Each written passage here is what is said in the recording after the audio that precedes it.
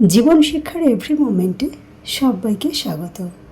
আজকে আমি হাজির হয়েছি বাংলার ঐতিহ্যবাহী রান্না ওল চিংড়ির রেসিপি নিয়ে।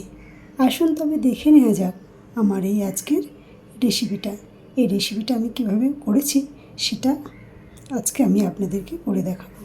যদি ভালো লেগে থাকে আপনারা অবশ্যই বাড়িতে একবার ট্রাই করবেন। ওভেনে কড়াইটা চাপিয়ে দিয়ে গরম করে নিয়েছি। গরম করে নেওয়ার পরে দিয়ে দিলাম পরিমাণ মতো সর্ষের তেল।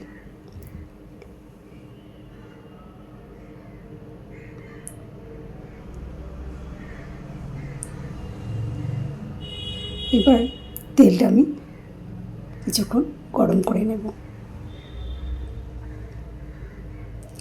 গরম হয়ে গেছে। এবার আমি গতানুগতিকভাবে কড়ার গায়ে গরম তেলটা লাগিয়ে দিলাম। এবার আমি গরম তেলের মধ্যে দিয়ে দেব আগে থেকে কেটে রাখা আলুগুলো। সব আলুগুলো কড়াইয়ের মধ্যে দিয়ে দিলাম, দিয়ে একটু ভালো করে ভেজে নেব। আমার চ্যানেলে নতুন বন্ধু হয়ে থাকলে চ্যানেলটা সাবস্ক্রাইব করে নেওয়ার অনুরোধ রইল। পাশে থাকা বেল আইকনটাকে প্রেস করে দিয়ে অল করে রাখবেন, তাহলে আমার চ্যানেলে যখনই নতুন নতুন কোনো রেসিপি ছাড়বো সবার আগে আপনাদের কাছে পৌঁছে যাবে। তেলের সাথে আলুটা নাড়িয়ে চাড়িয়ে কিছুক্ষণ ভেজে নেওয়ার পরে এর মধ্যে দিয়ে দিলাম সামান্য একটু লবণ। লবণটা দিয়েও আমি আলুটাকে খুব ভালো করে ভেজে নেব যতক্ষণ না আলুর জলটা শুকিয়ে যাচ্ছে। আলুর জল শুকিয়ে তেলটা ছেড়ে দিয়েছি। এবার আমি এর মধ্যে দিয়ে দেব হলুদ গুঁড়ো। হলুদ গুঁড়োটা দিয়ে আমি খুব ভালো করে নাড়িয়ে চাড়িয়ে ভেজে নেব আলুটাকে যতক্ষণ না হলুদের কাঁচা গন্ধটা চলে যাচ্ছে।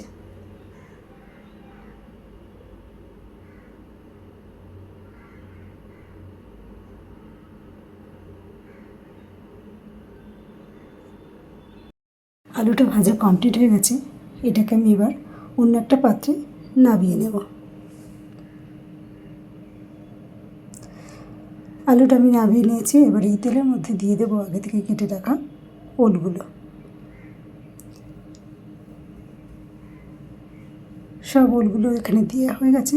এবারে আমি এটাকে তেলের সঙ্গে নাড়িয়ে চাড়িয়ে ভেজে নেব। ওলটাও আমি খুব ভালো করে ভেজে নেব। ওলটা ভাজা হয়ে গেছে। এবার আমি এটাকে অন্য একটা পাত্রে নামিয়ে নেব।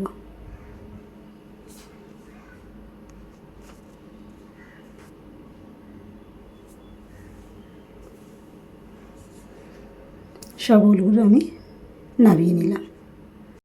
কড়াইতে আমি আর একটু তেল দিয়ে দিয়েছি। এই তেলটা গরম হয়ে যাওয়ার পরে এর মধ্যে আমি দিয়ে দেব একটা তেজপাতা। তেজপাতাটাকে আমি দুটুকরো করে দিয়েছি। এবার এর মধ্যে দিয়ে দেব দুটো শুকনো লঙ্কা। একটু ফাটিয়ে দিয়েছি যাতে তেলের মধ্যে গরম হয়ে গিয়ে ফেটে না যায়। এবার আমি এর মধ্যে দিয়ে দিলাম 1 চামচ 5 ফোড়ন। দিয়ে খুব ভালো করে নাড়িয়ে চাড়িয়ে একটু ভেজে নেব যতক্ষণ এর থেকে সুন্দর একটা স্মেল বেরোচ্ছে। এবার আমি এর মধ্যে দিয়ে দিলাম কুচিয়ে রাখা পেঁয়াজ। এখানে আমি একটাই পেঁয়াজ ব্যবহার করেছি। এই পেঁয়াজটাকে তেলের সঙ্গে আমি খুব ভালো করে ভেজে নেব যতক্ষণ না পেঁয়াজের কালারটা চেঞ্জ হয়ে যাচ্ছে। যখন পেঁয়াজের কালারটা চেঞ্জ হয়ে গেছে এবার আমি এর মধ্যে দিয়ে দিলাম হলুদ গুঁড়ো। দিয়ে একটু নাড়িয়ে চাড়িয়ে ভেজে নিলাম। এবার আমি এর মধ্যে দিয়ে দেব লঙ্কার গুঁড়ো।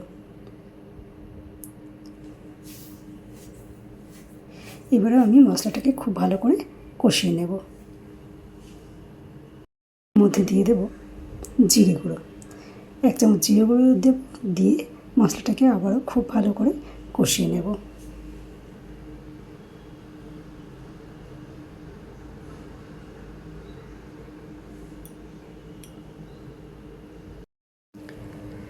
মশলাটাকে খুব ভালো করে কষিয়ে নিয়েছি।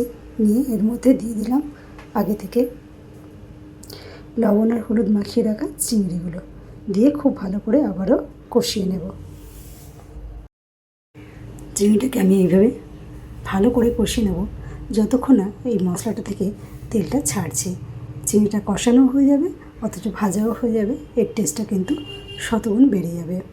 তেলের উপরে চিংড়িটা দিয়ে ভাজলে চিংড়ি থেকে একটা আলাদা গন্ধ বেরোয়। এটা এইভাবে ভাজলে গন্ধ বেরোবে না। চিংড়িটা খুব ভালো করে কষিয়ে নেওয়ার পরে এর মধ্যে আমি দিয়ে দেবো আগে থেকে ভেজে রাখা আলু আর ওলটাকে দিয়ে আবারও ভালো করে কষিয়ে নেব। এবার এখানে আমি স্বাদ অনুযায়ী লবণটা অ্যাড করে দিলাম, দিয়ে এটাকে আলু ওল চিংড়ি সমস্ত কিছুর সঙ্গে নাড়িয়ে চাড়িয়ে খুব ভালো করে লবণটাকে মিশিয়ে দেব, যাতে সব জায়গায় সমানভাবে লবণটা চলে যায় আর এর স্বাদটাও খুব ভালো হয়। এইভাবে লবণটাকে খুব ভালো করে নাড়িয়ে চাড়িয়ে মিশিয়ে দিলাম।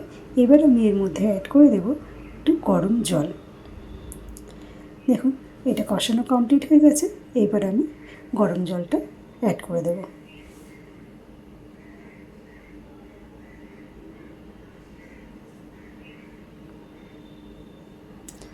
গরম জলটা দিয়ে দিলাম, দিয়ে নাড়িয়ে চাড়িয়ে দিয়ে ঢাকা দিয়ে ফুটিয়ে নেব কিছুক্ষণ।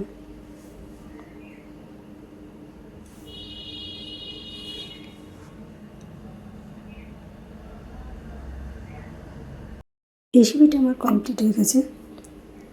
দেখুন একটু ঝোলঝোল আছে ঠিকই, ওল যখন ঝোলটা টেনে নেবে তখন এটা মাখো মাখো হয়ে যাবে, তার জন্যই অল্প একটু ঝোল আমি এখানে রেখেছি। সবাই ভালো থাকবেন, সুস্থ থাকবেন। আজ এই পর্যন্ত, আবার অন্য কোনো দিন হাজির হয়ে যাব অন্য কোনো নতুন রেসিপি নিয়ে। ধন্যবাদ।